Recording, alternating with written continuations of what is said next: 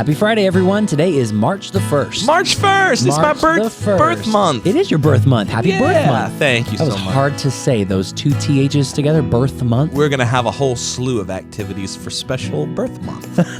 I'm Ryan Hill. I'm John Galantis. And you're listening to Clearview Today with Dr. Abadan Shah, the daily show that engages mind and heart for the gospel of Jesus Christ.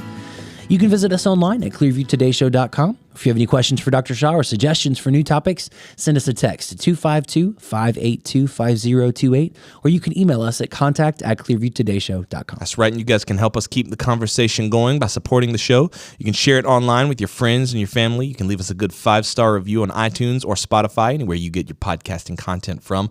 We're going to leave a couple of links in the description so you can do just that. The verse of the day today comes from Ephesians chapter 6, verse 10. Finally, my brethren, be strong in the Lord and in the power of his might. That is a prayer for all of us, to be strong in the Lord. You know, when we think of strength, I always think of the strength like we think of like Samson, I'm Hercules, I'm strong in the Lord. But being found, what is it? It's that Christ is made perfect in our weakness, and in our weakness, he is made strong. So when I think of like being made strong in the Lord, it's that perseverance. It's that going through the am I making sense? Yeah. I'm trying to put words to it. Strength in the Christian life is backwards from what the world thinks strength is. Strength in the world is the effort and the work that you put in and the amount of physical ability that you have. But strength in the Christian life is not who you are, but who Christ is in you and your reliance on him. You're good at putting my jumbled thoughts into words. That's exactly why we what work it well is. together. It's not what I put out. It's not my output. That's right. It's what Christ is being able to do in me. Resting in that, abiding in that. That's the truth strength of God. Yeah. This passage, it's of course Ephesians chapter 6, comes from the children obey your parents, fathers don't provoke your children, bondservants be obedient to those who are your masters. And then we launch into the passage about the armor of God. This is the precursor to that passage on the armor of God. It's the very next verse. And the armor of God is not like you just talked about, John, not the amount of physical ability that we have, not how good of a Christian we are, but it's who God is and our trust in his ability to work in us and work through us. That's right. So someone actually wrote in, this is Keith L. from North Carolina. He said, hey, loved the episode yesterday. I thought it was so funny how you were talking about, I'm paraphrasing, but he was like, I thought it was so funny how you were talking about how leap year feels like an Easter egg in a video game. Yeah. Didn't know you guys were gamers. What's your favorite game of all time? Oh my gracious. Buddy boy, you can't ask a question that's like that. That's like asking me to choose which one of my kids is my favorite. And there is an answer to that question. I'll give you, you want to cut that out or leave it? No, we can leave it. Leave it in? Yeah. I'm going to tell you right now, I've got tons and tons of favorite games, but nothing will ever take the place of Mario 64. That game, the emotional tie I have to that game, I can remember sitting in my room playing that game and just being so in love. Yeah. I've put more hours into Mario 64. There's plenty of other games that I love, but nothing will ever take that place. Gosh. Love Mario 64. I have so many games that I feel like I've rotated through this, but if I had to pick one out of the vast array of games that I've played, it would probably, this is going to be really obscure, it would probably be Final Fantasy Tactics. Really? Yeah. So here's Final Fantasy Tactics. Most people are familiar with the Final Fantasy series. Sure. You got characters, especially 7. RPG, like turn-based, all that kind of stuff. Right. Here's your line. There's the enemy. You take turns fighting back and forth. Sure. Tactics is different because it plays like chess. So there's you do battle on this battlefield, and the whole game is told through fighting. You don't have to go around and do mini quests. You don't have to go around and talk to people. It's just all combat. It's just all combat and combat and cutscenes. That's the entire game. Okay. But there's different battles, and you have these characters that you can change their class, you can change their job, but you move them around, and based on your positioning on the battlefield, there's different strategies that you can play. It is turn based, but that game, I probably played that game When through. did you play it? I got it when I was in 5th or 6th grade. So it's old. But I have, okay. It's PlayStation 1. But I have probably played through that game 5 times. Wow. Phenomenal story. Graphics look like a PS1 game, but oh man, just the gameplay and the story just captivated me. I love that game. I didn't play Final Fantasy VII for the first time until I was in my late 20s. But Really? I saw it played when I was a kid, but I didn't have. Well, I had a PS1. That's not true. I just didn't have the game. But I played it on Xbox Live Marketplace, and I didn't play the remake. I played the original Final Fantasy VII. Yeah. And I remember when the plates fell, if you've played Final Fantasy, you know what I'm saying. The plates from Midgar fell to the ground, and I was like, wow, what a game. And it was like, you're now free to actually explore the game. And then the title card comes up and I'm like, huh? Yep. I was like, that's the beginning of the game? An enormous game. That was the opening of Final Fantasy VII is the length of a modern video game. And if I'm not mistaken, when it was originally released, I think it was 2 discs. It was 4 discs. 4? It was 4 discs. Okay. I thought 4, but I thought that maybe overshooting it. It was 4 discs, and it's crazy because like I remember I'm like 29. This game has been out for decades at this point by the time I play it. I just had never had it, spoiled for me, or I never really went near it. But I remember the plates fell, you're in the map, and I'm like, okay, I'm waiting for the ending credits to roll. And then it's like, now the game has officially begun. That was the beginning. Like, holy moly. I never finished it. I never got past that It's point. an enormous. I don't think I ever beat 7 either. I played 8 before I played 7.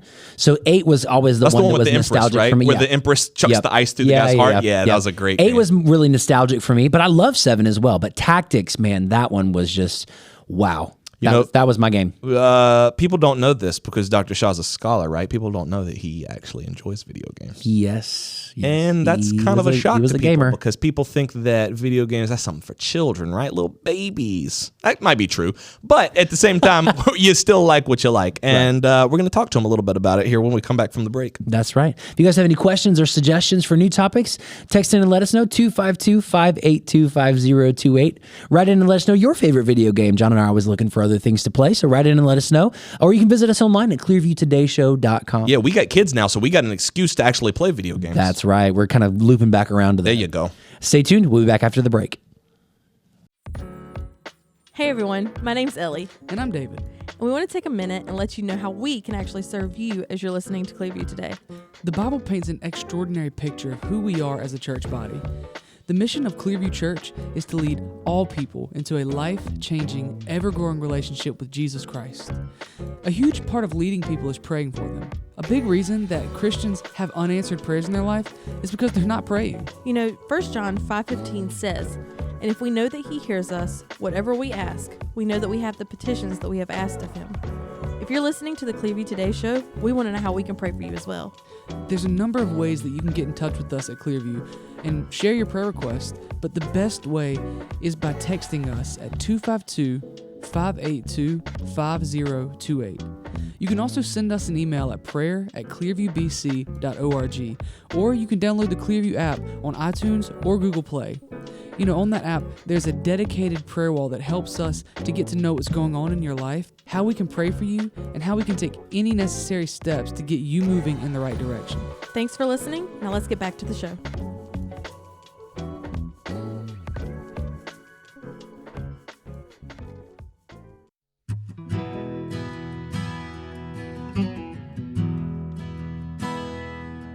Welcome back to Clearview Today with Dr. Abadan Shah, the daily show that engages mind and heart for the gospel of Jesus Christ. You can visit us online at clearviewtodayshow.com, or if you have any questions or suggestions for new topics, send us a text to 252-582-5028. That's right, and we're here today on this glorious Friday afternoon with Dr. Abadan Shah, who is a PhD in New Testament textual criticism, PhD in getting some of these level up in these games. A lot of people don't know this about you, Dr. Shah, but you were at one point in your life a gamer. Yeah. The shame. I'm getting to that point in my life where now I'm a little bit like, I used to. Yeah. I mean, yeah. So can I tell a story about please. this? Yeah, that's awesome. So this is how it happened. When I was in high school, kind of reaching the final year of my high school, my dad sent me off to this tutoring camp. Mm-hmm. All right. So it's a big deal. In India or in America? In India. Okay. This is in India. And you go away to this big city, and many big cities have these camps. Mm-hmm. Small ones have too, but they're not as good. And what you do is you learn the whole year's curriculum. I mean, you're taught by instructors the whole year's curriculum. You take exams, you take everything, and now when the school year begins, you are a step ahead. Mm-hmm. And the goal is to be a top student and get scholarships in colleges and big universities. That's the whole purpose. So my dad took me and to this place, which was a college, and of course the students are not there because it's summer. So you live in the dorm, but you attend but you're not a college student. Right. You live in these dorms, and then you attend school all day. I mean, it starts at 8 o'clock in the morning and goes until 4 or 5 o'clock in the afternoon. That's grueling. Wow. Then you go home and do homework and then all that stuff. I mean, it was good. Anyways, so I'm in a big city, and I'm like, wow, You're away from home. I'm away from home. So at first I was a little nervous, and I was like, okay, I'm just going to stay here. Made some friends and all that. And then I'm like, let me go explore. Let's see what else is here. And then I came across an arcade. Bro. Oh, Yeah. That's it. the That's allure. done. I saw an arcade. I didn't know what an arcade was. And I walked in there, and they even had a rolling, what do you call it, rollerblade. Like skating a rink? skating rink? Skating Yeah. rink at this place. Wow. So this arcade even had a skating rink. Oh, I was like, man. wow, look at all this stuff. Now, I never got into skating, but arcade, I was like, oh, this is good. Yeah. I began with the pinball machines, Yep. and then slowly graduated to the Kung Fu Master. Kung Fu Master, yep. yeah. I think we've told Anybody this. played Kung Fu Master? I didn't play Kung Fu Master. No. I don't know. That was a little before my time. I did hang out I've in seen it. arcades. Since hearing this story, I've looked it up. Yeah. I've seen it, but It's I a have long seen it. story, but I don't want to get into that. But yeah, that was my introduction. So you're talking about the mid 80s. Yeah. Yeah. See, because Kung Fu Master, I also know you were a Street Fighter fan, Mortal Kombat. When I Metal Gear Solid, right? first Metal Gear Solid, yeah. Solid, when I first met you. Oh yeah, not Mortal Kombat. You were more Street Fighter than Mortal Kombat. Yeah. Ellie was Mortal Kombat, but Mario 64. Mario 60. So that's what I was about to say. Mario 64 was my jam. We just spent the whole intro talking about Mario 64 and how different people gravitate towards different genres of games. Because I know you loved those fighting games and like the arcade games. I was always platformers. So I'm definitely playing Mario. I'm playing Crash Bandicoot. I'm playing Sonic the Hedgehog. Yeah.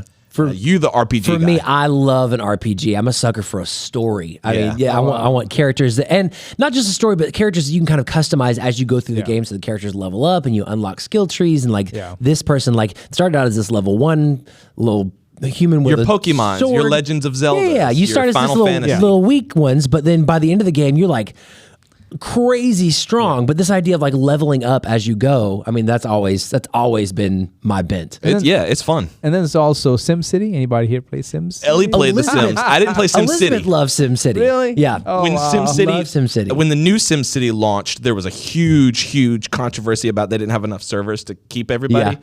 But I played the original. I think I played like Sims 2 or 3. Yeah. Ellie loved The Sims, though. There was also Dune. Dune came out a little later. It's a movie. Yeah. But it led to a game. Dune, like Dune, Uh-huh. like Frank Herbert's Like Dune. yeah, like the sci-fi. Oh, Yeah, okay. yeah, but I didn't know it's- it was a game. But it's So Wow. they made it into a game. Uh-huh. And you have the different people, and you try to build their empire and take over the others, or defend yourself. A lot of fun, and the worm comes out, and Yeah. you do all this work and goes away. Yep. That's But pretty anyways, awesome. the whole point is I enjoyed games. Well, Yeah. that idea, like you said, of leveling up, though, like there's something about it. There's something kind of addictive about it, where you want to keep progressing and you Yep. want to keep building on what's been done already. Yeah. and that's sort of what we're talking about today. Yeah, fun hitting those milestones in a game, but that doesn't really compare to hitting those milestones in your Christian life, in your walk with God. And we're back in our discussion on 2 Peter, and this list that Peter gives us it very much carries that idea of sort of like a leveling up. That's right. Kind of progression. Right. Because as we grow in the Christian life, we move forward. People think anytime you bring up this concept of moving forward or climbing up, that you are somehow have this work-based salvation. And my answer to them is, who said that? Right. Who said that? Because your salvation is fully a gift of God's grace. You cannot earn your salvation. You cannot build your salvation. You can only work out your salvation. So what we're talking about is working out what has been worked in. When you first pitched back in the end of 2023 and we were forming On Track, we pitched it sort of as that. This is kind of where we started. We've almost come full circle. Yeah. Because it was like, what if there was an app that could track your spiritual growth? And I remember, I didn't say it, and I'm glad I didn't say it. The first thing I thought was, there's going to be some pushback here from people, because there's going to be those people that goes, no, you can't track the Christian life. That's works based, and that's not letting the Holy Spirit work. And I kept my mouth shut, and I'm so glad I did, because the response to this series has been overwhelmingly a blessing. A blessing. Yeah. Yes. Yeah. I was trying to say critically acclaimed, but it was people loved it. Yes. They latched onto Yeah. it. The idea of these ethical lists, Mm-hmm. because it's an ethical list, it's a virtue list. It is found in the New Testament. In fact, we have 13 virtue lists. Wow. Yeah, people don't realize that. And 23 vice lists. We're not even including 1 Corinthians 13, which in a sense is a list as well, Right. but on love. Right. But list of virtues and vices were not uncommon in ancient times. The Indians had it, Egyptians had it, Persians had it, other Mediterranean cultures had this list, and even Greek philosophers like Socrates and Plato, Aristotle, and the Stoics had a list. So these were lists, but what made the Christian virtue lists different is that they were based on one's relationship with Jesus Christ. We kind of mentioned that yesterday a little Right. bit. Yeah. This was not to earn that relationship. This is coming from the ground of salvation. This is not so you can get to salvation, Right. Yeah. but the ladder of growth sits on the ground of salvation. Right. So you can't apply these lists in the New Testament without a relationship with Christ. Yeah. No. Like all these other virtue lists from Greek or Mediterranean, like I can be that person. I can. Or I should will strive to myself. be that person. But in Christianity, there is no achieving these lists without Christ. Right. Right. You cannot. I mean, that's what Peter says. You have become partakers of the divine nature. If you're not a partaker of the divine nature, don't even attempt this list. Yeah. Now, you may, and you can, and you may even delude yourself into thinking, I am achieving these things. But that's a superficial understanding. Yeah. It's surfacey. It's not true. You're fooling yourself and others. How many Christians do you think have that list without the relationship or with a very Or superficial? they try to have a list. Yeah. Oh, a lot. Oh, I'm just a loving person, man. I love everybody. No, you don't. Yeah. You think you do. Wait till somebody stabs you in the back. Wait till your loved one does that. Now, are you a loving person? Do you really love that person? Well, I've been walking with Jesus a long time, man. I've learned a lot. I only wish that knowledge could do that, True. right? Yeah. Knowledge puffs up. Love edifies. It's a whole different concept. And that kind of love for your enemy, because we're not talking about loving a nice, cute little baby or Right. loving your sweet old wife Loving or me your, more. or your husband or your grandchild. Okay, yeah, you can do that. But now try to do it with people who hate your guts. Yep. That's hard. Because that's what Jesus' love looked like. When he hung on the cross, he said, Father, forgive them, for they know not what they do. Gosh, that just hit me. That really just hit me hard just there. Yeah, because he loved them. Yeah. He loved the Pharisees. He loved the scribes. He loved those who were nailing him to the cross. Yeah, the people murdering him. Yeah, Right. and that's who we are. It's not just those people around the cross. Yeah. That's who we are. We are enemies of God. That's what Bible says. Yeah. I didn't think we were going to start this Friday off hitting so hard. Man, Yeah. that's true. Yeah. So can we really claim that we have this virtue of love? No. No, we don't. No. Not at all. Not I without don't. Christ. I'm not even close to that. So the whole point is this. This is a virtue list that comes from the ground of salvation.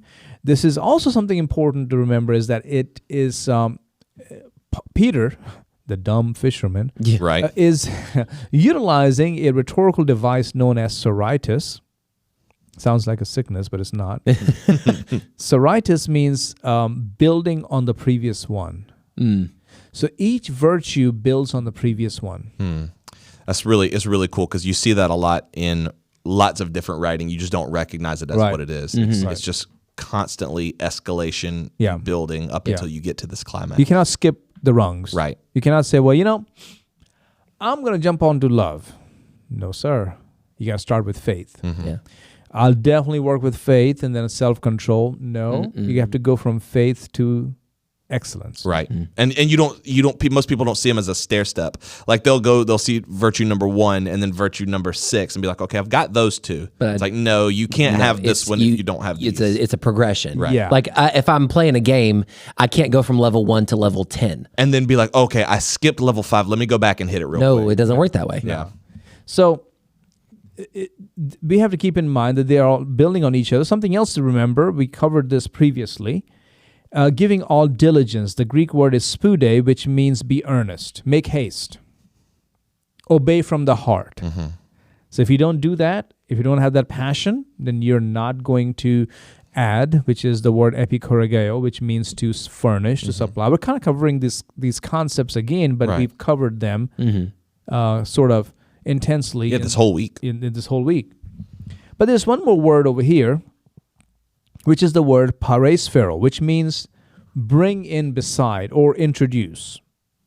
So along with soritis, the word is paresphero, which means build each virtue on top of the other. So really, you got to get that concept. You have to introduce one only when the other has been established. Right. Got you. Right. Got you.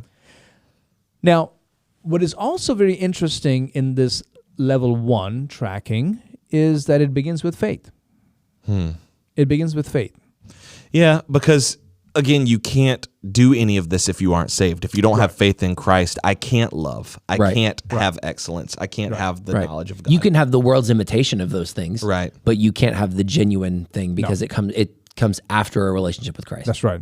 So you got to have faith. And this is not the saving faith we're talking about. We're talking about the life of trust. And we need to understand what faith really means. So the Greek word is piste, and piste can have two meanings. It can mean trust in God or the gospel, but the second meaning is loyalty or faithfulness. Some people pick the first, some people pick the second. I believe that both meanings are implied here. Both faith in God and faithfulness of God for us. Faithfulness to God. To God. Got you. As well. Got you. Okay. So both of those things are implied. Again, this is not saving faith. Right. That speaks to the sophistication of Peter's writing. Yeah. If he's got dual meanings that are implied here, and he's got a list of formal writing, rhetoric, I mean, Yeah. y'all are sleeping on Peter, I'm telling you. That's right. You need to give him some more credit than you're giving him. Yeah. So let's focus on the first one, which is faith in God. Christian life is a life of faith in God and His promises. Is a faith we exercise every single day. Many passages in the Bible, but I'm going to give you a couple of them. 2 Corinthians 5:7 says, "For we walk by faith and not by sight." Not by Always sight. an excellent one. Yeah. Galatians 2:20, "I have been crucified with Christ. It is no longer I who live, but Christ lives in me. And the life which I now live by Faith faith in the Son of in God. the Son of God, who loved me and gave Himself for me." So Jesus demonstrated this life of faith, and He taught on the life of faith constantly. Well, we talked about that even in Israel. When we were in Israel, we filmed that. We filmed a couple of videos on the Beatitudes, and I remember that was one of the ones that that really stuck out to me when he was talking about don't worry what you're going to eat or drink, and it reminds you to have that faith in God, to have that trust. Right. What's that song? That'll come to me. It'll come to me later. But there's a really great worship song out there about that, where if He dresses the lilies and the sparrows, how much more does your Father love you? I'll think of the name of it. Yeah, but it's really coming from the Beatitudes, from the Beatitudes. Matthew chapter 6. Do not worry about your life, what you will eat, what you will drink, or about your body, what you will put on. Look at the birds of the air. They neither sow nor reap nor gather into barns, yet the Heavenly Father feeds them. Then verse 28, why do you worry about clothing? Consider the lilies of the field, on and on. Now, if God so clothes the grass of the field, which today is and tomorrow is thrown into the oven, will He not much more clothe you, O you of little faith? Yeah. So it's all about faith. That's right. And Jesus constantly taught them through teaching, but also through experiences. I remember one of the things that we talked about was R.G. Letourneau. Yeah. And how the faith, the stories that you shared from his life. And I know we've talked about him on the show before, but do you want to just tell the same story that you told from the pulpit? Because I think this was one of the ones that really made it come alive for me, was hearing about the faith that he showed in this particular story. Now, for those who may not know, R.G. Letourneau was a genius in a way, but he was genius in the field of earth moving. So pause. So just a pause here, because I remember when you said that from the pulpit, you were like, he was the dean of earth moving, and I was like, oh man, this dude was like a shaker of faith. Like he was out there winning souls and just moving the earth. And then you were like, no, he actually like made tractors. Yeah, and stuff. made heavy equipment. Physically moving or I was like, okay, yeah, that makes sense, dude. I mean, he started in 1921. In just 2 years, he was $100,000 in debt. Now, we're talking about 1921, not today. But even today, if you're $100,000 in debt, good luck. Yeah, that's you're in a bad way. 2 years. I mean, that's not over a large span of time. That's right. But over the next 18 years, his business grew to $10 million with 4 factories and 3,000 employees. Incredible. Wow. That's a lot. Yeah. And his heavy equipment has been used around the world to clear land, build highways, dams, reservoirs, everything big you can imagine. I mean, he's been used. In fact, there's a gentleman in our church, after I shared about R.G. Letourneau, he's like, preacher, back in the 70s, I went in and bought one of those machines from R.G. Not from him, but because he's already dead by that time, but one of those things. He's got one? Yeah. Wow. Well, I don't know if he's still using it, but he remembers going to buy the Letourneau machines. That's incredible. I was like, really? He said, oh, yeah, I remember that. And I remember that man very well. Wow. Or remember stories about him very well. Wow. That's really awesome. But in World War II, 70% of bulldozers and engineering vehicles were actually Letourneau's Were his. invention. Yeah. That's incredible. Some of the machinery that carried the men to the shores of Normandy Were Letourneau machines? Yeah, they were Letourneau machines. That's insane. I mean, he would design things, give it off to his engineers, and they would be crafting them before you know it. I mean, that's how instrumental he was in World War II. I'm thinking about like all those like offshore drilling machines, things that we see all the time. Mobile offshore drilling platforms. Yes, that's him. And we never think about that. Yeah, 300 some patents.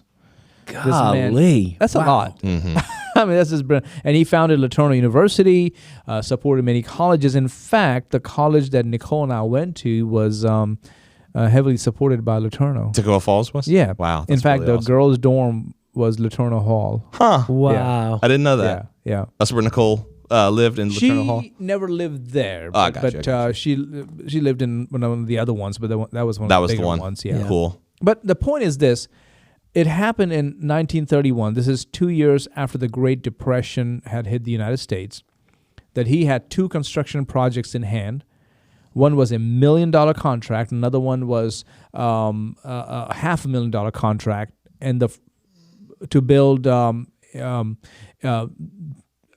first one was sort of to build a highway to Boulder Dam on the Colorado River in Nevada. The second, the $500,000 one, was to build the Orange County Dam in Southern California.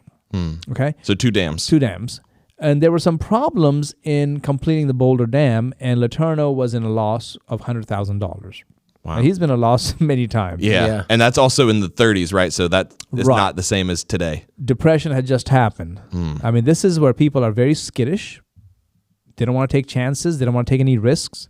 And this just happened. That's a bad time to be losing $100,000. Yes. And so that would be close to like $1 million today. Oof. Wow. Yeah. That's a hit. Oh, yeah, that's a big hit. That's a big hit. That's a gut punch. So the bonding company in San Francisco was willing to do one of 2 things. Either take it out of Letourneau's hands or oversee the whole project as he did it. So to make matters worse, the state inspector came and said, look, it's too late to start this now. The rain is here.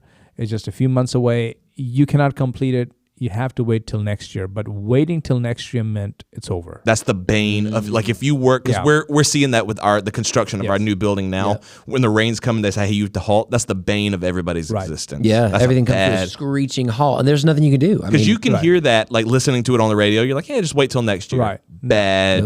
There will be no recovery. Horrible news. No recovery. And so Letourneau begged this man. He said, look, please, let me...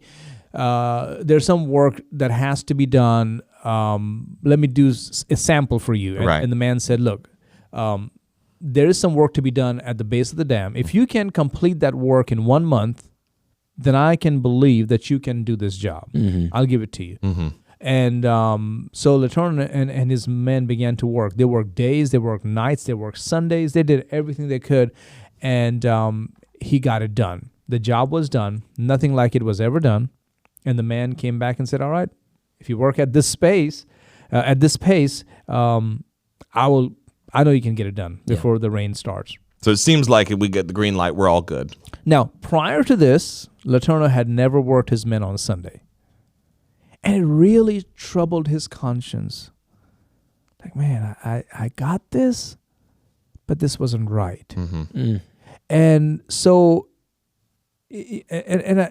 so what I'm about to share, just know if you're in law enforcement, if you have to work in medical field, if you have to work around the clock in whatever department you have, like military, whatever, we understand. We're not talking about you cannot work on Sundays, right? Out, better quit.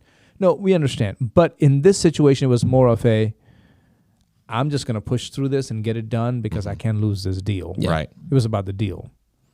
And so he really was struggling.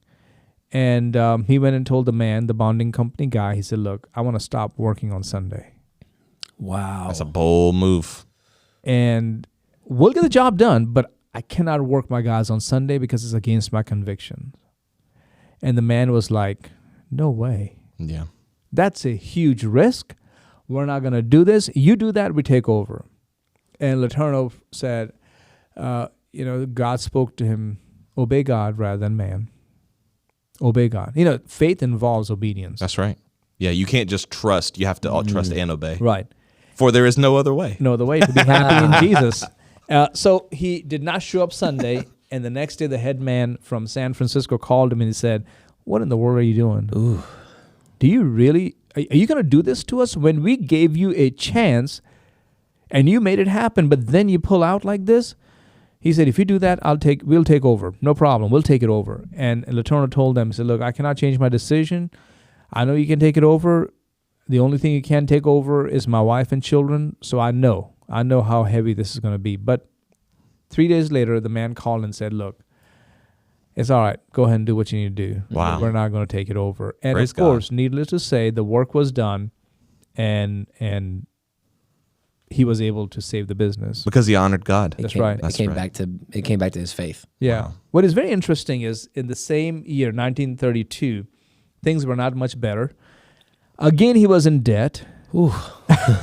My heart. Yeah, my stomach keeps twisting. Yeah. This is not good for my Exactly. gut. The payroll was 5 weeks behind. Letourneau did not know what would happen next, and he was in church. And it was Mission Sunday. And God began to work on his heart to pledge for missions. It's like, how am I going to pledge for missions? I'm so far in debt for the third time. And so he's like, God, I can't do this. I cannot do this. There are men sitting here who I owe money to, and if I pledge, they're going to either think I am a phony or I'm a liar. I can't do this. And God told him to divide the pledge and make it in the names of his children, and he made a pledge of $5,000. Wow. Yeah.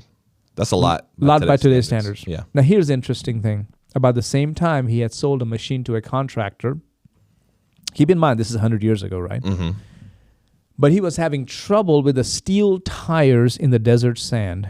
And the contractor wanted to go elsewhere, but Letourneau persuaded him to let him use these pneumatic tires. Now to us, it's like pneumatic, like the tires. Yeah. Yeah. But then That was huge. that was huge. Yeah. And guess what? It worked like a charm. And the contractor bought 2 of the scrapers and even told him to build another one. And R.G. Letourneau asked if he could get a small down payment. And the man's response was, down payment? I'm going to give you the whole thing. I'll give you the whole thing. And he wrote him a check for $25,000. Beautiful. Wow. Beautiful. And so from there on, R.G. Letourneau said, God became my business partner. Yeah. And he would often say something like this. He would say, not how much of my money I give to God, but how much of his money I keep for myself. Yeah. So if you're wondering why we're talking about stealing yesterday, it's because of this. Because look what faithfulness in God will do. That's right. So faith in God, faithfulness to God, and also when you have faith in God and you're faithful to God, you will be faithful to other people. That's right. So there's so much there. Oh, yeah. But I hope you get that concept that without faith, you cannot begin this journey of spiritual growth. That's right. That's right. If you guys enjoyed today's episode, if it was helpful for you in developing your faith, your trust in God, write in and let us know, 252-582-5028, or you can visit us online at clearviewtodayshow.com. Don't forget, you can partner with us financially on that same website. Scroll to the bottom, click that donate link, and become part of what God is doing through the Clearview Today Show family.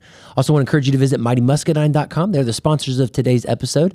Check out their line of products. Use the promo code TODAY. That's TODAY when you check out. It's going to get you a great discount, and a portion of those proceeds are going to come right back here to the Clearview Today Show. John, anything you want to leave our listeners with for the weekend? Just chill and play some games, man. No, I'm just joking. Level up in your video games. No, find you a place to worship and join us again here on Monday, because we talked about faithfulness in God. What does faithfulness to God mean? How do we be faithful to God? Yeah. We're going to talk about that next week. That's right. You guys have a great weekend. We love you. We'll see you Monday on Clearview Today.